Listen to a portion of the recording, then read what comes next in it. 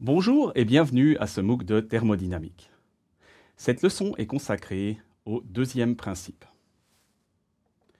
Dans un premier temps, on va introduire de manière intuitive deux notions centrales en thermodynamique. Il s'agit de la température et de l'entropie. Grâce à l'entropie, on sera ensuite en mesure de définir, d'énoncer le deuxième principe de la thermodynamique. Ce deuxième principe nous pousse à distinguer deux types de processus différents. D'une part, des processus réversibles et d'autre part, des processus irréversibles.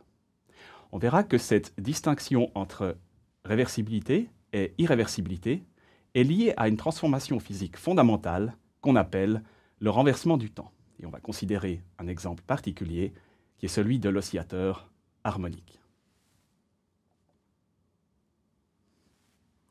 La température est une notion physique très intuitive. Si on prend par exemple de l'eau et qu'on touche cette eau, eh bien on peut rapidement statuer sur la sensation qu'on a de cette eau, à savoir si elle est glacée, si elle est froide, si elle est tiède, si elle est chaude ou si elle est bouillante. On peut donc ordonner ces sensations selon une échelle. Cette échelle, c'est l'échelle des températures. Alors il existe plusieurs types d'unités pour la température. L'une des unités les plus courantes, c'est les degrés Celsius, qui sont définis de la manière suivante. 0 degré Celsius, c'est la température de fusion de la glace à pression standard. Et 100 degrés Celsius, c'est la température d'ébullition de l'eau à pression standard. Il existe d'autres unités, comme par exemple les degrés Fahrenheit, qui sont plus utilisés outre-Atlantique. Et puis l'unité fondamentale du système international d'unité, du système SI, pour la température, c'est le Kelvin. Pour définir le Kelvin, on va considérer deux gaz différents qui sont suffisamment dilués. Des gaz dilués ont une propriété intéressante, à savoir que leur pression dépend linéairement de leur température. Donc si on représente l'état de ces gaz sur un diagramme pression-température, on va pour ces deux gaz, le gaz 1 et le gaz 2, avoir deux droites. Ces deux droites, on peut les extrapoler vers des températures inférieures. Et ces deux droites vont finir par se couper en un point dont la pression est nulle et dont la température vaut moins 273,15 degrés Celsius. Cette température, c'est la température du zéro absolu, qui correspond à l'origine de l'échelle des Kelvin. Il s'agit donc de 0 Kelvin. Une variation d'1 degré Celsius correspond à une variation d'1 Kelvin. La température est bien entendu une grandeur fondamentale dont on a besoin pour parler de phénomènes thermiques. La question qu'on peut se poser, c'est de savoir si on n'a pas besoin également d'une autre grandeur, d'une grandeur extensive. Pour répondre à cette question, on va considérer qu'on prend un cube de glace et ce cube, on va le chauffer. Initialement, il est proche du zéro absolu. On le chauffe progressivement, donc on lui fournit de la chaleur et sa température va augmenter linéairement avec la chaleur. C'est ce qu'on voit ici sur ce diagramme, température-chaleur. C'est ce segment qui se trouve là. La température augmente linéairement jusqu'à une température seuil qui correspond à la température de fusion de la glace. Et si on continue à fournir de la chaleur à ce bloc de glace, eh bien, sa température va rester constante. C'est cette température de fusion. Et durant ce processus, le bloc de glace va fondre. Donc il va se transformer en eau. Ensuite, si on continue à chauffer ce bloc de glace, la température va augmenter linéairement avec la chaleur qu'on fournit, c'est ce deuxième segment ici, jusqu'à atteindre une deuxième température seuil, qui est la température d'ébullition de l'eau. Et ensuite, si on continue à fournir de la chaleur, eh bien l'eau va progressivement se transformer en vapeur d'eau. Ce qu'il est intéressant de retenir sur ce diagramme, c'est qu'on a essentiellement deux paliers qui correspondent à une transition de phase. C'est-à-dire que H2O passe de l'état solide, c'est-à-dire la glace, à l'état liquide, c'est-à-dire l'eau, et puis H2O passe de l'état liquide, c'est-à-dire l'eau, à l'état gazeux, c'est-à-dire la vapeur d'eau. Ces transitions de phase s'opèrent à température constante. Par conséquent, il va falloir une autre grandeur que la température pour pouvoir caractériser ces transitions de phase. Il y a bien quelque chose qui se passe. La substance change de comportement, elle change d'aspect. Pour pouvoir modéliser ceci, la grandeur qu'on doit introduire, c'est une grandeur extensive. Cette grandeur extensive est la grandeur qui est conjuguée à la température. Il s'agit de l'entropie. Cette entropie, on l'a déjà rencontrée lorsqu'on a traité de la thermodynamique de l'oscillateur harmonique. On a vu qu'on devait introduire une nouvelle grandeur extensive, qui était une variable d'état du système, et cette grandeur, on l'a identifiée à la fin de cette analyse d'oscillateur harmonique à l'entropie. L'entropie est donc une grandeur fondamentale en thermodynamique, et il se trouve que l'entropie est au cœur même du deuxième principe de la thermodynamique. Ce deuxième principe de la thermodynamique s'énonce de la manière suivante.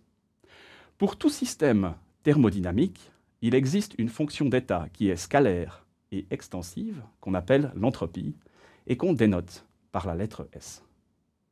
Cette entropie satisfait deux conditions. Tout d'abord, une condition d'évolution lorsque le système est adiabatiquement fermé, c'est-à-dire lorsqu'il n'y a pas d'échange de chaleur entre le système et l'extérieur. Dans ce cas, la cause de la variation de l'entropie, la cause de la dérivée temporelle de l'entropie, c'est une cause qui est intérieure au système, c'est le taux de production d'entropie. On parle aussi de taux de production interne d'entropie, qu'on va dénoter par pi de S. Et cette condition d'évolution, c'est que pi de S peut être positif, il peut être nul, mais jamais, au grand jamais, pi de S ne sera négatif. La deuxième condition, c'est la condition d'équilibre du système pour un système isolé, c'est-à-dire quand il n'y a aucune interaction entre le système et l'extérieur. Pour un tel système, si on attend suffisamment longtemps, l'entropie va tendre vers une valeur maximale qu'on appelle S max.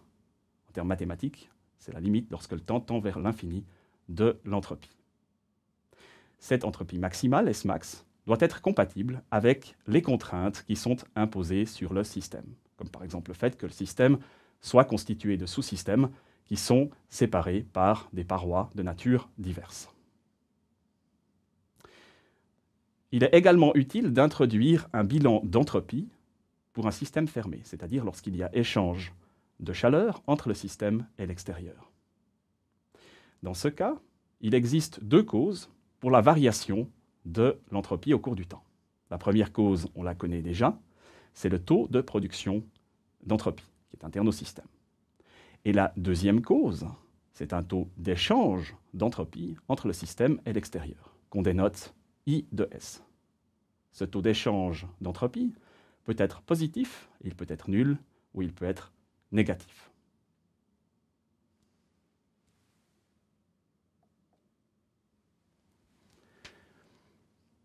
Le deuxième principe nous permet de distinguer entre deux types de processus. Des processus réversibles d'une part, et des processus irréversibles d'autre part.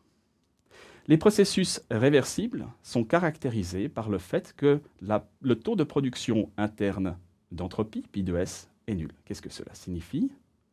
Ça signifie qu'on peut interchanger les états initial et final. En d'autres termes, il existe pour tout processus réversible un processus inverse pour lequel l'état initial correspond à l'état final du processus de départ et l'état final correspond à l'état initial du processus de départ. Considérons un exemple. Dans l'état initial, on a un singe qui se trouve à côté d'un dispositif mécanique et on voit que sur ce dispositif mécanique, la masse se trouve initialement en haut. Le processus est le suivant. Le singe actionne la manivelle, ce qui fait descendre la masse. Et dans l'état final, la masse se trouve en bas. Ceci est clairement un processus irréversible, puisqu'on aurait pu commencer par la droite, où la masse se trouve en bas. Le processus réversible aurait été le fait que le singe actionne la manivelle en sens inverse, ce qui fait monter la masse, qui alors dans l'état final se trouverait en haut. Il existe des processus réversibles, il existe aussi des processus irréversibles. Les processus irréversibles sont définis de la manière suivante. Le taux de production d'entropie est positif. Qu'est-ce que cela signifie? Ça signifie qu'on ne peut pas interchanger l'état initial et l'état final. Si on a un processus irréversible qui va d'un état initial à un état final, il ne va pas exister de processus inverse qui irait de l'état final qui serait le nouvel état initial à l'état initial qui serait le nouvel état final. Prenons un exemple. Un autre exemple mécanique. Le singe se trouve à côté d'un cube, qui initialement est un beau cube, bien géométrique. Le processus est le suivant. Le singe s'assied sur le cube. Il s'assied sur le cube et il va par conséquent écraser le cube. Et donc dans l'état final, le cube est complètement écrasé, il est déformé et le singe se trouve à côté. Ce processus est clairement un processus irréversible. Pourquoi? Eh bien, le processus inverse, s'il existait, correspondrait au fait que le singe monte sur le cube déformé et abîmé, et miraculeusement, ce cube se reforme tel qu'il ressemble au cube qu'on avait pour l'autre processus au départ. Ceci est clairement de la science-fiction, cela ne va jamais se produire en physique, et donc le processus se déroule naturellement, uniquement, de la gauche vers la droite. C'est donc bien un processus irréversible. La transformation physique de renversement dans le temps permet de distinguer les processus réversibles des processus irréversibles. Cette transformation de renversement du temps est la suivante. Elle envoie le temps t sur moins lui-même. Donc t est envoyé sur moins t. On va à présent considérer un système qui est adiabatiquement fermé. Qu'est-ce que ça signifie? Ça signifie que la puissance thermique Pq est nulle. Par conséquent, si on applique le renversement du temps à la dérivée temporelle de l'entropie, qui est égale à ds sur dt, on va envoyer t sur moins t, donc dt sur moins dt, ce qui implique qu'on va envoyer s point sur moins s point. Et puisque le système est adiabatiquement fermé, c'est-à-dire que Pq égale 0, eh bien S point va être égal au taux de production d'entropie pi de S. Donc on va envoyer pi de S sur moins pi de S. Si on a un processus réversible, par définition, pi de S égale 0. Cela signifie qu'un processus réversible est invariant par renversement dans le temps. Si on a un processus irréversible, par définition, pi de S est positif.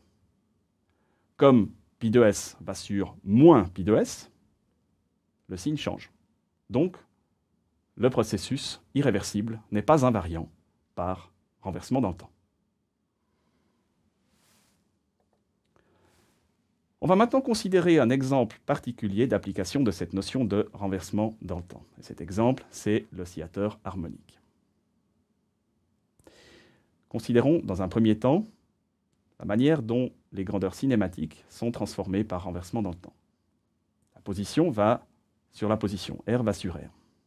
La vitesse est définie comme la dérivée de la position par rapport au temps. dt va sur moins dt. Donc, v, qui est dr sur dt, ira sur moins v. Troisième grandeur, c'est l'accélération. L'accélération, c'est la dérivée de la vitesse par rapport au temps. C'est dv sur dt. La vitesse va sur moins elle-même, v va sur moins v. T va sur moins t. Par conséquent, moins fois moins, ça fait plus, ce qui signifie que l'accélération est envoyée sur elle-même. On va considérer deux types d'oscillateurs harmoniques. Dans un premier temps, on prendra un oscillateur harmonique non amorti, qu'on voit ici sur cette image, sur l'image du haut. Et sur cette image, cet oscillateur harmonique est constitué d'un point matériel M, relié à un ressort de constante élastique K. L'équation du mouvement de cet oscillateur harmonique est la suivante. La force qui agit sur ce point matériel, c'est la force élastique. Donc on aura dans le membre de gauche la force élastique qui est du type moins KR. Dans le membre de droite, on aura le produit de la masse fois l'accélération. K et R sont invariants par renversement dans le temps, c'est juste des paramètres. Et la position et l'accélération sont également invariants par renversement dans le temps, ce qui signifie que l'équation du mouvement est envoyée sur elle-même. Elle est donc invariante par renversement dans le temps. Donc l'évolution de cet oscillateur harmonique est une évolution réversible. Deuxième cas de figure, on prend un oscillateur harmonique amorti. Donc on a un point matériel de masse m qui est lié à un ressort de constante élastique K qui se trouve dans un milieu visqueux. Ce milieu visqueux est un fluide qui va exercer une force de frottement visqueuse. On suppose qu'on est en régime laminaire. Donc cette force de frottement visqueuse va être de la forme moins lambda V. Donc on doit ajouter ce terme, ce moins lambda V, dans le membre de gauche de l'équation du mouvement. Et ensuite, on applique la transformation de renversement du temps. Les autres termes sont invariants. Par contre, le terme associé à la force de frottement dépend de la vitesse, et la vitesse change de signe par renversement dans le temps. Donc moins lambda V devient plus lambda V. Ce qui signifie que l'équation du mouvement est différente lorsqu'on applique la transformation de renversement dans le temps. Donc on a affaire à un système dont l'évolution est irréversible. Elle est irréversible puisque l'amplitude du mouvement de cet oscillateur harmonique va diminuer au cours du temps, ce qui n'était pas le cas pour l'oscillateur harmonique non amorti.